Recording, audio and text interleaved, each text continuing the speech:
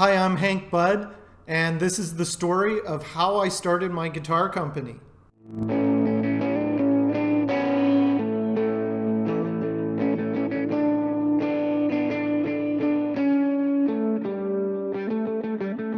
It all began in 2018, almost 6 years ago. I was contacted by my friend Meredith Coloma, who's a guitar builder. And I had met her years earlier when I was working at a boutique clarinet maker shop, which I did for about over 6 years. And Meredith worked there briefly when I was there, and we became friends. Later, we got in touch with each other, and she asked me if I could come and help set up her new space. She had just gotten a brand new space in East Van, and her business partner Will were setting up basically a guitar school. So it was a very intriguing idea. So I went over there, helped set it up.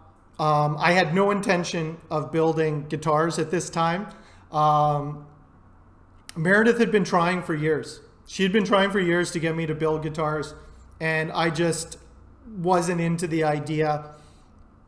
I know it's a very romantic idea, building guitars. People have this idea. It's like, oh, it's so peaceful. You're just shaving that wood, man, carving that neck. You know, it has that kind of engaging process to it.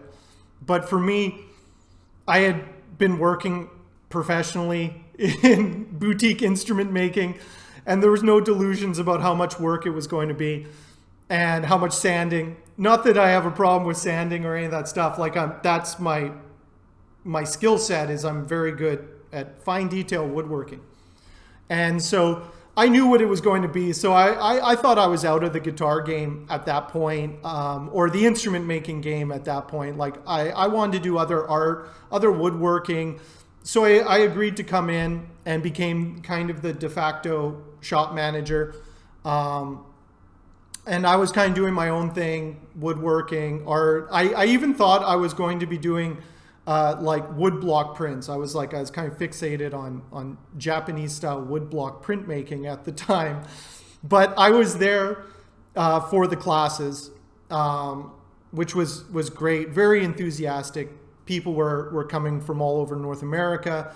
It was very interesting being there and just kind of seeing the process. And then Will and Meredith were prototyping some designs for Coloma guitars at the time. And so I got to see how guitars were constructed. Will taught me how to use a CNC machine. And it was, I was picking things up. I started to help out a little bit more with Coloma guitars, started carving necks, doing other things. And then it was a lot of hard work, setting that place up and getting everything going. But we finally got rolling towards the second year. Things started working. And we were lining up all these classes, and there was enthusiasm. There's a lot of energy and lots of people like inquiring about it and excited about it. And then it all just ended. COVID happened, and everything got shut down. All of our classes had to be canceled, money refunded. The business was over before it even started. And it was very, very demoralizing when we started to realize that it wasn't this was going to last a long time. Like, it wasn't just a couple weeks or a couple months. It was not a good situation to be in for a new business. So everybody kind of had to make choices about what to do. Meredith, she started doing a lot of repair work and was prototyping her Freya guitar line at the time. I decided to stay in the shop. We were going to rent out some of it to contractors, other woodworking, just kind of keep it going as best we could. I decided to stay. I was like, I'm going to stay in the shop and I'm going to do something during this time.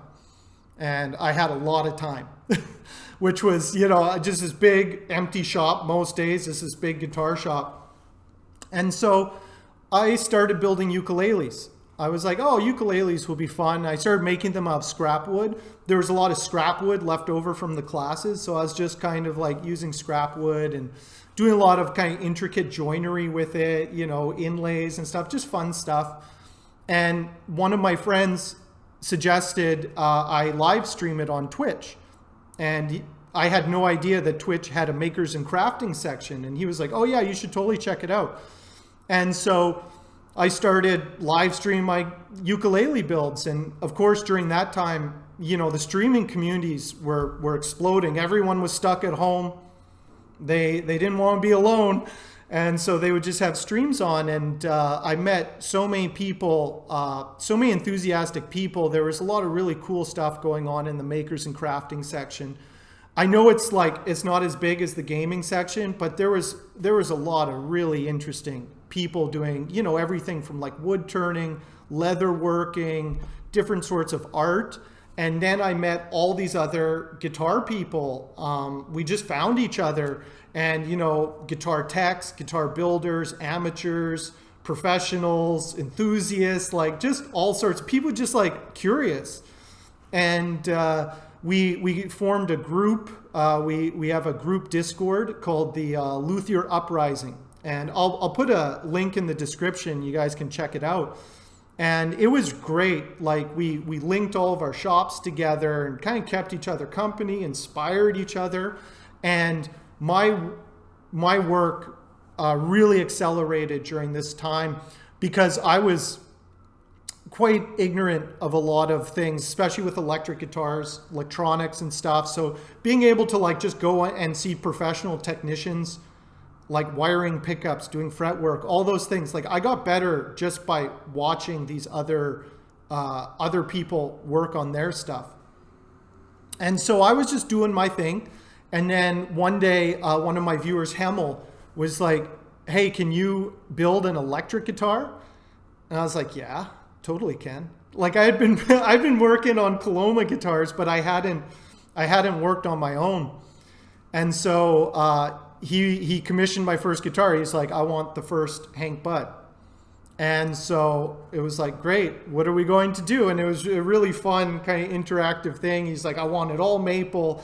And we went through all the different woods and stuff. And then I made this thing, and it turned out okay. And he actually came out from Quebec to get the guitar, and we live streamed that. My 1 year stream anniversary. It was a real great event.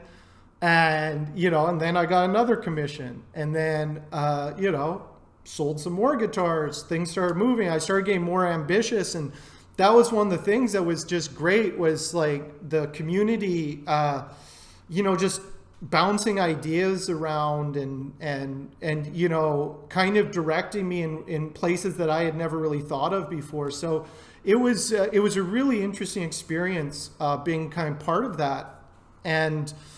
And that's kind of how I got started. And then I came out the other end, and I'm like, you know, I hadn't seen people in years. Like there were some people, acquaintances and stuff, you know, who hadn't seen me much. And then they're like, oh, what have you been up to? I was like, oh, started a guitar company, you know. And they're like, oh, I didn't know you were into guitars. And I was like, neither did I. But, you know, that's what I do now.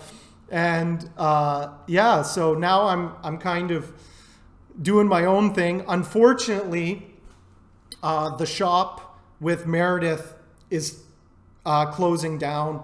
We just weren't able to keep things going. We're in Vancouver. There's a rental crisis in Canada, a hyperinflation. Everything is getting more and more expensive, and it just wasn't working anymore. But the good news is that Meredith and Will are relocating their facility to Gabriola Island, and will continue with the guitar school. So I'm staying in Vancouver. I've decided to stay in Vancouver and make do and do what I can for now. And I'll I'll bring you guys along for the journey. Let's see how it goes. I'm still setting up my new space, and but this is it. And anybody who's like interested, check out our Discord if you're into guitar building.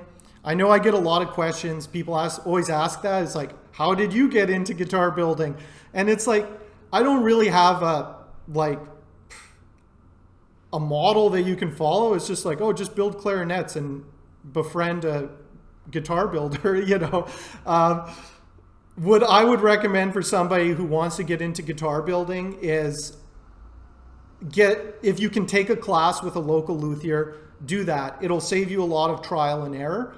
There's so many resources online. I know people who've self-taught. You can do it. There's a lot of resources on YouTube. There's so much knowledge everywhere. If you want to talk in real time, that's where the streaming is great. I find that's like great.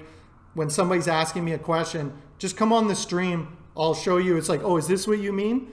And it much less like back and forth through messages and pictures and stuff. But anyway, that's what I recommend is classes, and just be ready for the time. It takes time. It takes patience. I was very lucky being, in spite of everything that was going on, I seemed to be in the right place at the right time. And I had the time, which is more valuable than anything. Time is more valuable than money. Having that time to hone my skills and accelerate that in only a couple years is very rare. So it's definitely, guitar building is the long game. You have to just build another one. And one of the things I found with teaching classes, I also did end up teaching classes and helping and stuff like that, was one of the things is build your first guitar. Two things will happen. One, you'll never want to build another guitar again. Or two, you'll be so excited you immediately want to build the second one. You'll know. So if you're interested in guitar building, find a way to build a guitar. Then you'll know if it's for you. You know. Anyway, I'll keep you guys updated on my progress. Like and subscribe, and we'll see you again.